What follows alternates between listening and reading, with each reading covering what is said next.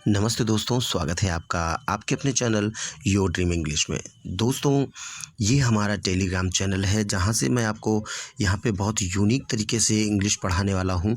UP TET को लेकर पूरी तैयारी आपको यहाँ पर कराई जाएगी। यूपी टेट, सुपर टेट और जो सी टेट की इंग्लिश रहेगी, सारी यहाँ पे तैयारी कराई जाएगी। साथ ही साथ DSSB, TGT सभी तरह की इंग्लिश की यहाँ पे तैयारी कराई जाएगी। तो फिलहाल टारगेट है अपना यूपी टेट प्राइमरी और जूनियर दोनों लेवल की यहाँ पर आपको इंग्लिश की तैयारी कराई जाएगी दोस्तों। तो यहाँ पे यूनिक तरीके से आपको बताने वाले हैं, ये कुछ क्वेश्चंस डिस्कस करने जा रहा हूँ जो कि पिछले एग्जाम्स में यूपी टेट के अंदर ही पूछे गए हैं।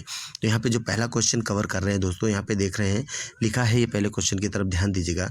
लिखा है स्टरडे आई सा, इसके बाद स्पेस दिया है, फिर यूरोपियन एंड राइडिंग ऑन, फिर स्पेस दिया है एलिफेंट, फिर लिखा है फिल सुइटेबल आर्टिकल, यानी कि सुइटेबल आर्टिकल यहाँ पे फिल करना है।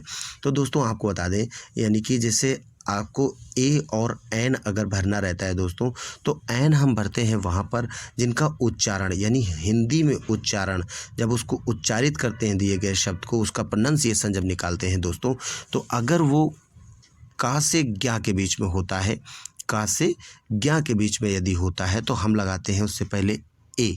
और अगर आ से आहा, यानी कि जो हिंदी के वॉवेल होते हैं आ से आहा, अगर उनसे उच्चारित होता है तो हम लगाते हैं एन। तो चलिए यहाँ पे चेक कर लेते हैं कि यहाँ पे क्या लगेगा। तो जब इसको हम पढ़ते हैं तो पढ़ते हैं यूरोपियन। तो यूरोपियन जब पढ़ा तो इसमें या आ रहा है। कुछ लोग कहते हैं यहाँ मात्रा आ रही, मात्रा नहीं देखना है, आ से आहा आपको ये पूरे स्वर देखने हैं, ठीक है। तो यहाँ से मात्रा जरूर आ रही, लेकिन मेन वर्ड जो है वो या है। तो ये का से ज्ञा के बीच में आ रहा है, इसलिए इसमें लगेगा ए। तो ये तो तय हो गया कि यहाँ पे ए लगेगा। देन नेक्स्ट है एलिफेंट। तो एलिफेंट जब पढ़ रहे हैं तो यहाँ पे ए से एडी आ रहा है। तो ये एडी वाला जो हम लोगों ने बचपन में पढ़ा है, तो यानी कि ए आ रहा है, एडी ज़रूरी नहीं कहें। तो यहाँ पे ए जो आ रहा है तो इसका मतलब इसके पर लगेगा एन। तो यहाँ पे देखिए कौन सा सही हो सकता है। तो यहाँ पे ये तीसरा ऑप्शन जो आप देख रहे हैं ये सुइटेबल नज़र आ रहा है कि पहले में ए दूसरे में एन। तो चलिए देखते हैं क्या ये सही है। तो ये मैंने क्लिक किया, जी हाँ बिल्कुल सही है।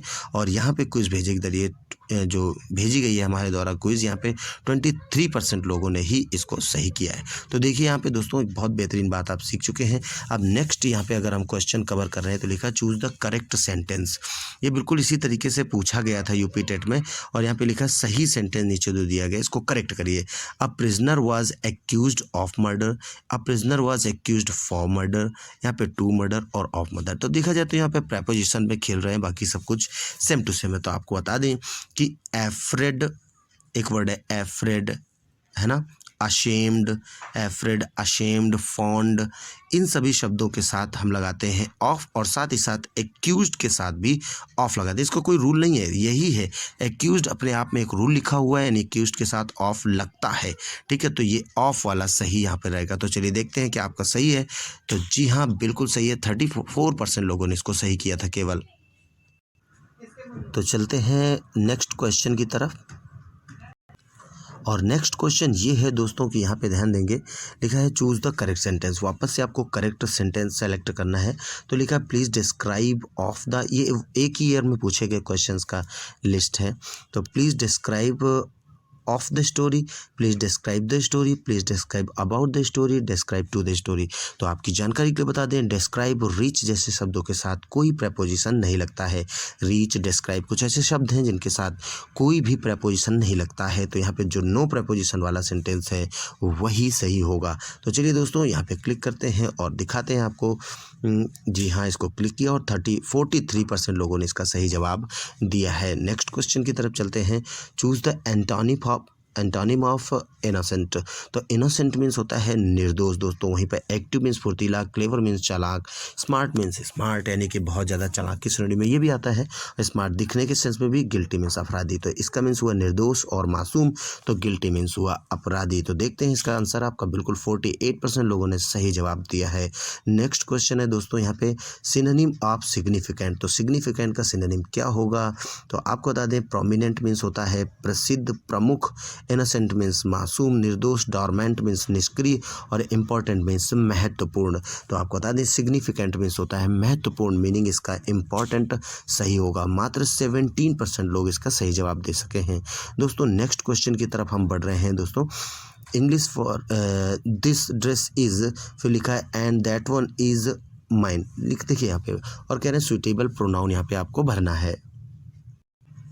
तो सुइटेबल प्रोनाउन देखिए जैसे हम लोग लिखते हैं आई का ऑब्जेक्ट होता है मी, और जो मी और रिफ्लेक्सिव इसका जो पजेसिव होता है वो माई होता है, और पजेसिव एडजेक्टिव जो होता है माइन होता है। तो माई के बाद तो आपको नाउन लाना ही लाना होता है। इसी प्रकार से माई होता है।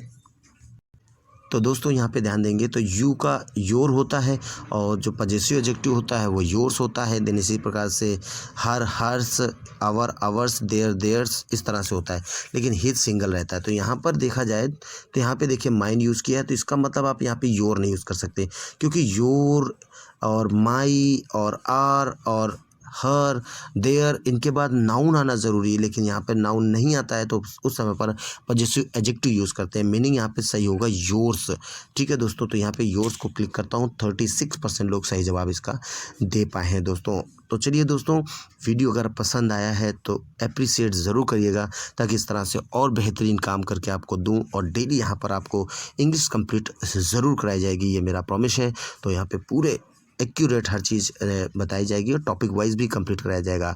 वीडियो देखने के लिए बहुत बहुत धन्यवाद। पसंद आए तो लाइक, शेयर और कमेंट ज़रूर करिएगा दोस्तों, और please subscribe the channel. Bye bye, take care.